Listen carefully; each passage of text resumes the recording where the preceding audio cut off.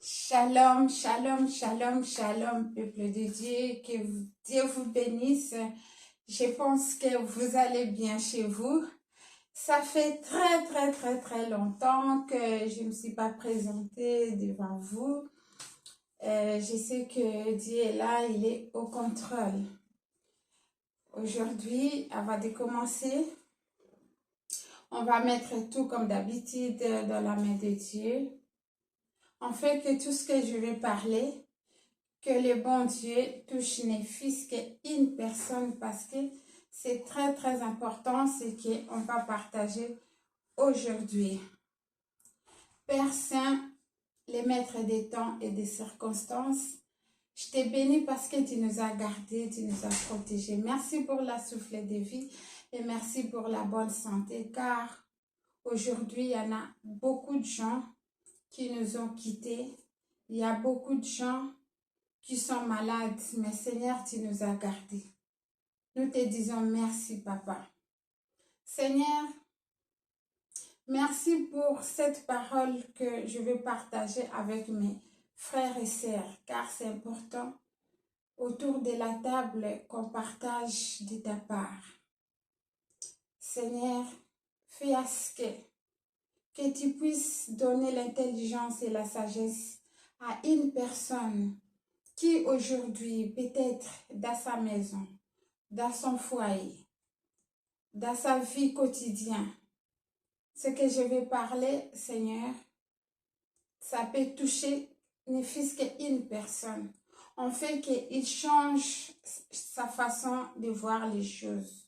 En fait que, comme dit la parole, sans toi, nous ne pouvons rien faire. En fait que, Seigneur, aujourd'hui, ne fût-ce qu'une personne puisse comprendre que même devant la maladie, il n'y a que toi qui peux guérir toutes sortes de maladies. Aide-nous, Seigneur, à courir toujours auprès de toi, car tu es celui qui ne manque jamais, les secours qui ne manquent jamais dans les jours de détresse. Tu es là et tu seras toujours là pour nous. Bénis ces moments du début à la fin, que le Saint-Esprit nous guide. Dans le nom de Jésus-Christ, j'en suis prié. Amen. Amen, amen, amen, amen, amen, amen. Je suis dans la joie de vous retrouver encore parce que j'aime bien partager la parole de Dieu. C'est très bien. Nous sommes dans les temps de la fin. Vraiment, il faut qu'on s'accroche encore dans la parole de Dieu. Il faut que chacun de nous vraiment cherche personnellement Jésus-Christ. Comme d'habitude, je pense que toute personne qui me suit, ils savent très bien que j'aime mettre, avant de continuer mon exhortation, je mets un petit cantique, je danse et tout. Et la chanson que je mets, c'est en Swahili et ça signifie moi je suis l'argile, notre Seigneur, il est le portier qui nous donne la forme qu'il veut que nous soyons. Et que la forme que Dieu va nous donner puisse produire des bons fruits.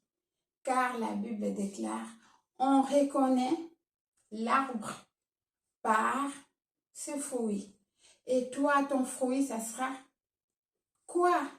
Et dans le fruit que je vais parler, sur 9, comme dit la parole de Dieu dans Galates 5, 22, on va décortiquer sur 9, on va prendre petit à petit, avant de développer mon sujet, vous allez comprendre mon souci. Parce que des fois, quand on parle des sujets que je vais aborder, des fois, on ne va pas dans la cause. Peut-être on peut parler des symptômes, mais la cause, et quand tu connais la cause de la maladie ou de quelque chose, et quand tu vas traiter ça, la personne sera guérie. Là, je vais vous donner juste l'introduction de mon sujet et après, petit à petit, on va développer par la grâce de Dieu le temps que il va pourvoir pour qu'on puisse nous retrouver encore devant vos écrans. Et vous savez que le temps est tellement dur Donc, voilà. Et on ne peut pas toujours se donner, toujours au travail. Il faut aussi partager, parler de Dieu, parler de Dieu, parce que c'est très important. Sans plus tarder, je vais vous mettre cette cantique. Levez-vous là où vous êtes pour danser, pour glorifier, pour dire à Dieu que moi je suis l'argile. Donne-moi la forme que tu veux que je sois. Dans le nom de Jésus-Christ, on y va.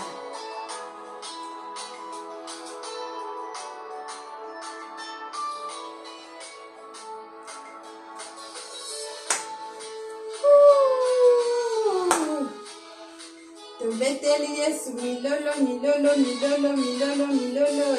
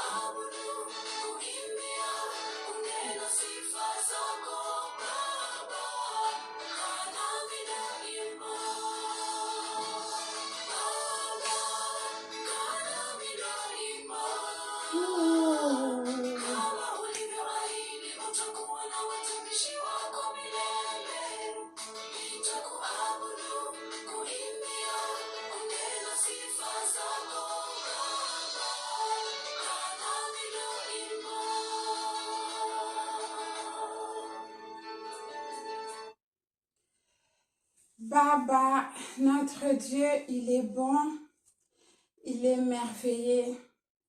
Sans lui, nous ne pouvons rien faire. Voilà mon sujet, mes frères et sœurs. Je vais parler de la violence. Quand on parle de violence, souvent, même vous regardez à la télé, on parle seulement de violence conjugale. Mais moi, par la grâce de Dieu, je vais décortiquer la violence dans toutes les catégories des personnages, que ce soit violence familiale, conjugale, violence même sociale, amicale. Partout dans la société, il y a la violence d'une façon ou d'une autre, que ce soit physique, verbale, morale. Il y en a vraiment tellement nombreux. Mais j'ai étudié, j'ai regardé. Des fois, c'est triste. Même si on va manifester, même si la loi, ils vont décider de punir, de faire tout ce qu'on peut faire. Mais quelle est la cause? J'ai essayé un peu de fouiller partout. Pourquoi? Et j'ai ramené un peu de parce que et comment on peut traiter ces fléaux-là qu'on appelle la violence. Pour moi, je vais décrire la violence, c'est comme un symptôme. Mais si on ne traite pas la cause de la violence, ça va continuer, on va se plaindre, on va parler et jusqu'à ce que on ne va pas trouver la bonne solution. Après, d'après mes analyses, j'ai remarqué pour nous, surtout les enfants de Dieu, nous demandons souvent à Dieu de nous donner les biens matériels. Mais il est très important de demander à Dieu les fruits de l'esprit. Parmi les fruits de l'esprit, il y en a 9. Sur 9, je vais tirer un fruit qu'on va décortiquer. Et là, vous allez voir la cause de la violence qu'on devrait traiter. Parce que ça, dans la Bible, comme vous lisez dans Galates 5, 22, là où on nous parle de la paix, la joie, la patience, l'amour, la maîtrise de soi, etc., etc. Mais moi, je vais parler de maîtrise de soi. Si vous regardez très bien, qu'est-ce qui nous manque pour que on arrive à violenter quelqu'un? C'est si tu n'as pas de maîtrise, tu peux aller faire les dégâts plus graves. C'est pour cela, nous, en tant qu'enfants de Dieu, nous sommes censés de demander à Dieu de nous remplir de l'esprit, des 9 esprits de Dieu. Parce que ce sont des choses tellement importantes, des fois nous négligeons dans nos prières à demander à Dieu. Parce que si vous regardez bien, il y a beaucoup de plaintes dans les couples même chrétiens. Il y a les cas de décès, et tout le temps de violence, des fois on se pose des questions.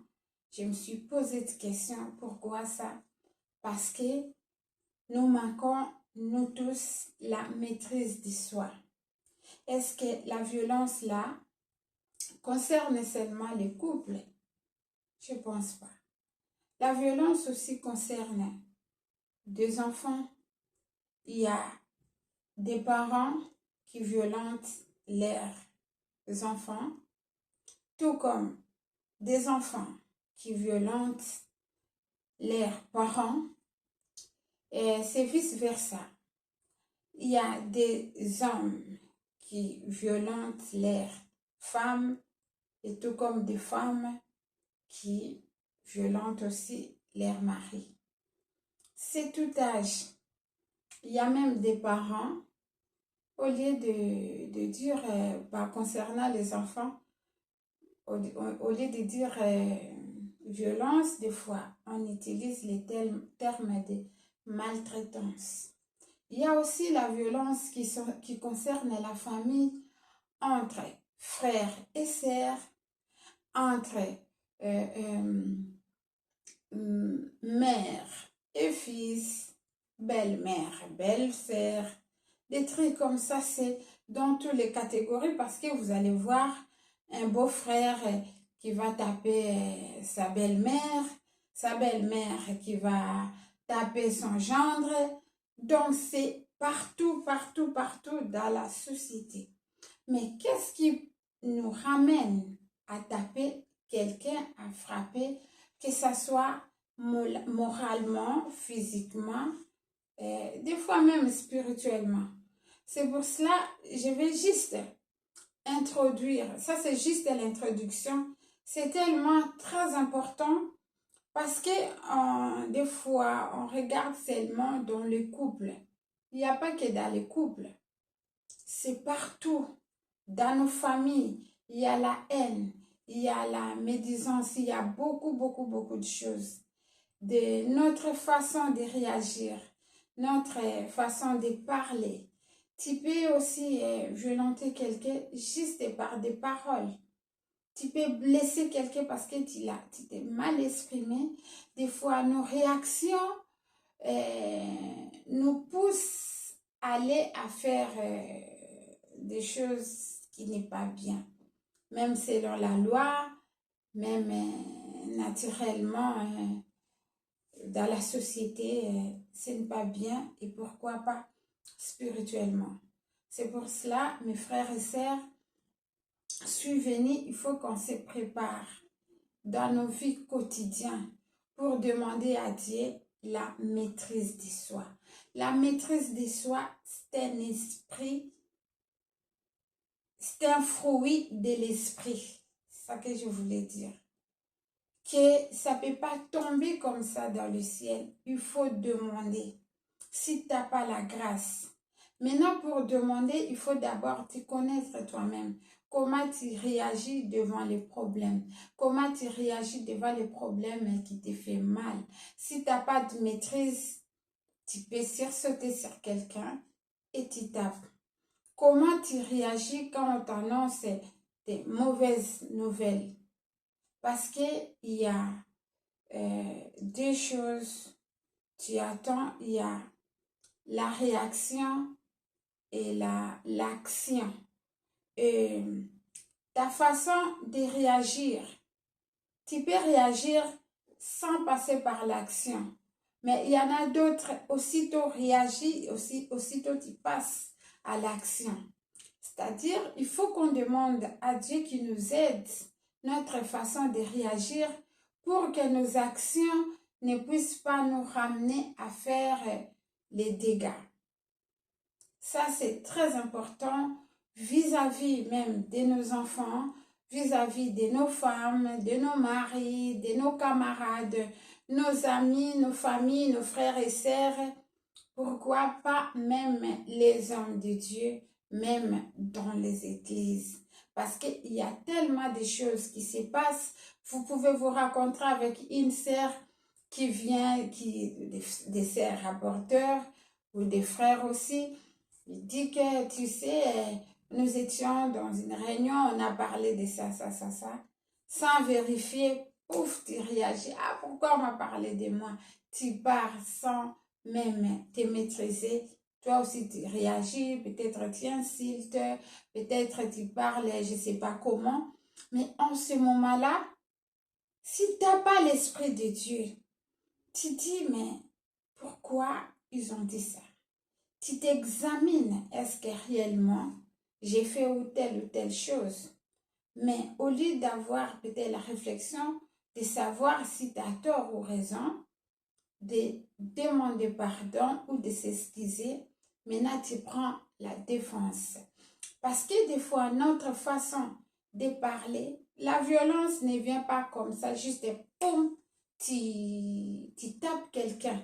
Ça commence par des petites choses, des compréhensions, des mauvaises humeurs, euh, des façons que nous parlons, peut-être notre tempérance, des fois on ne se comprend pas, on ne se met pas à la place des autres. Peut-être tu parles dans le mauvais moment à ton frère ou à ta sœur ou à ton mari, à ton ami, et tu ne sais même pas qu'est-ce qui se passe dans sa tête, et tu viens dans les mauvais moments, et quand tu viens dans les mauvais moments, peut-être il va te répondre mal, et quand il va te répondre mal, toi, directement, tu vas réagir. Ça, il faut qu'on prenne du temps, que Dieu nous donne vraiment la maîtrise de soi. Il y en a d'autres violences qui sont dues à des pathologies. Parce que quelqu'un qui est malade mentalement, parce qu'il n'a pas toutes ses facultés dans sa tête, il peut réagir autrement. Et ça demande même pas la maîtrise, ça demande l'hospitalisation ou un suivi médical. Maintenant, dans tout ça, il faut savoir la personne à qui tu es en face. Est-ce qu'il est malade mentalement? Est-ce qu'il y a quelqu'un qui a subi beaucoup de blessures durant son enfance? Ça demande beaucoup de travail, même pour les gens qui ne sont pas encore mariés. Quand tu vois un homme ou une femme, vous pouvez dialoguer pour savoir, comprendre pourquoi la personne réagit comme ça. Moins de problèmes, dans des petites choses. Il s'énerve dans des petites choses qui n'ont même pas de sens. Pouf, il s'énerve. Tout ça lui énerve. Maintenant, il faut chercher toujours la cause. Quand tu vas trouver la cause, et vous voyez, votre vie sera en paix, que ce soit en famille, que ce soit dans la vie des couples, dans la société, même au travail, peu importe l'endroit où vous vous trouvez, parce que la violence n'est pas seulement conjugale, la violence est partout. Vous pouvez vous rencontrer même quelqu'un dans les métros, dans les bus, au marché. Donc là, tout le monde est en train de disjoncter. Maintenant, il faut savoir et demander à Dieu la sagesse pour que Dieu nous guide dans le monde que nous vivons en ce moment, parce que c'est un monde vraiment détruit, s'il faut le dire. Parce qu'il y a quelqu'un même qui peut s'élever le matin comme ça, il décide d'aller tuer les gens. Comme en États-Unis, vous voyez le monde que nous sommes. Tout ça, qu'est-ce qui s'est passé dans sa tête? Il prend seulement l'arme comme ça, il rentre à l'école, il tue les gens. Tout ça manque de maîtrise, que ce soit les problèmes. C'est pour cela qu'il faut vivre dans un environnement calme. Il faut chercher la solution, même par rapport à nos enfants, pour qu'ils grandissent dans un bon environnement, et suivre les enfants psychologiquement, moralement, physiquement, tout en tout, faire attention à tout, parce que tu peux avoir un enfant qui a subi, il était peut-être tout triste quand il était enfant, arrivé à un certain âge, il commence à manifester certains caractères ou comportements, surtout à l'âge de l'adolescence. Que Dieu nous aide, que Dieu nous guide pour que la violence là, qu'on se dise seulement pas de violence faite aux femmes, violence conjugale et tout, que ça devienne seulement un seul gant, mais il faut qu'on trouve la cause. Pourquoi? Pour que vous arriviez à discuter avec ton conjoint. Qu'est-ce qui se passe? Cherchez, cherchez, cherchez, cherchez. Si c'est trop dangereux, maintenant, il faut toujours prendre vraiment des précautions, des précautions. Là, je vais m'arrêter là. C'était juste l'introduction pour parler de la violence et les vrais traitements de ça, c'est la maîtrise de soi. Maintenant, on va essayer de voir comment te maîtriser devant les problèmes pour que tu n'arrives pas à réagir, à passer à l'action. Il y a des choses, il y a la réaction et l'action. Parce que tu peux réagir sans passer par l'action. Tu vois, quand on t'annonce une mauvaise nouvelle, tu te dis peut-être il y en a d'autres qui tapent les pieds comme ça, ils tremblent.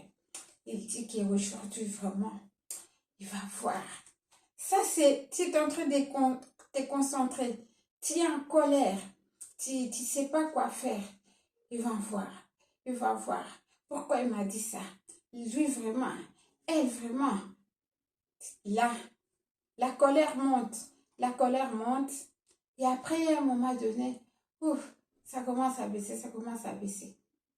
Mais il y a d'autres personnes qui l'annoncent et tu lui dis, il t'a dit ça, ça, ça. Oh, tu dis, oh là, elle est où, elle est où? Toi là, directement, bam, l'action. Tu fais les dégâts. C'est pour cela il est très, très important, même dans nos églises, d'inculquer les gens, nos frères et sœurs, qu'il faut qu'ils puissent avoir la maîtrise de soi. Parce que chacun a son tempérament, chacun a sa façon de réagir.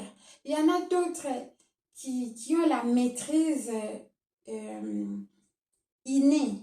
Donc, il est né comme ça, même s'il y a un problème, donc, même si c'est grave, il maîtrise, il voit comme rien n'était. Mais il y en a d'autres, lui vraiment là, hey, c'est chaud comme la flamme. Comme tu dis, il y en a d'autres même dans la famille, et lui là, on ne peut pas l'annoncer, on ne peut pas lui dire des choses, parce que si tu lui dis, surtout chez nous, les Bangals, là, on a les sangs chauds là. Quand tu lui parles quelque chose tout de suite, même on n'a pas encore terminé la phrase, elle est partie pour faire les dégâts.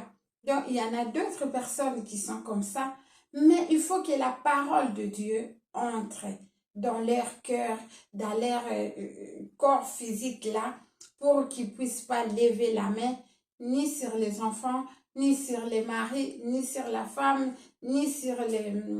que ça soit belle-mère, mère et tout. Parce qu'il y en a d'autres enfants qui tapent, même étant grands, et ils tapent l'air ou frappent leurs parents. Donc, c'est pas bon, c'est pas gentil non plus. C'est pour cela, je voulais juste partager pour nous tous que nous nous sensibilisons pour que les bons dieux nous aident pour que on puisse travailler sur la maîtrise de soi. La maîtrise de soi, c'est très important. Si tu as la maîtrise de soi, que ce soit vis-à-vis de ton mari, de ta femme, de tes enfants, de tes cousins, tout le monde, même au travail, tu seras heureux ou heureuse. La joie de vivre va se manifester en toi dans ton chemin, dans ton parcours. Maintenant, pour terminer, je vous salue tous mes abonnés. Que Dieu vous fasse grâce, qu'il donne la maîtrise de soi à chacun de nous et que Dieu nous garde, nous protège. Mon frère évangéliste Henri Bollet, mes salutations, en tout cas que Dieu vous bénisse abondamment, qu'il ajoute encore les Saint-Esprit qui puissent encore se manifester puissamment dans ta vie et que tu marches, tu continues toujours comme, comme d'habitude, marcher avec la crainte de Dieu et cet amour de la parole de Dieu, que ça puisse demeurer encore en toi. Et je demande à Dieu qu'il te donne tout ce que vous voulez, tout ce qui n'est pas encore accompli dans ta vie, que Dieu le fasse encore, que Dieu vous bénisse abondamment. Je salue mes frères et sœurs de l'église Clarté Divine, Papa François, Maman Pauline, Pasteur Patou, que Dieu vous bénisse, Pasteur Roger et toute personne dans le Seigneur, que Dieu vous bénisse, mon frère William de l'église Verbe de vie, que Dieu vous bénisse aussi, et ma sœur Aménoris, que Dieu vous bénisse aussi, et pourquoi pas mes nouveaux abonnés et tous ces gens-là qui vont s'abonner aussi, que Dieu vous bénisse. Je vous souhaite aussi bon visionnage de mon exhortation. Soyez bénis dans le nom de Jésus-Christ. Merci beaucoup. Bye bye.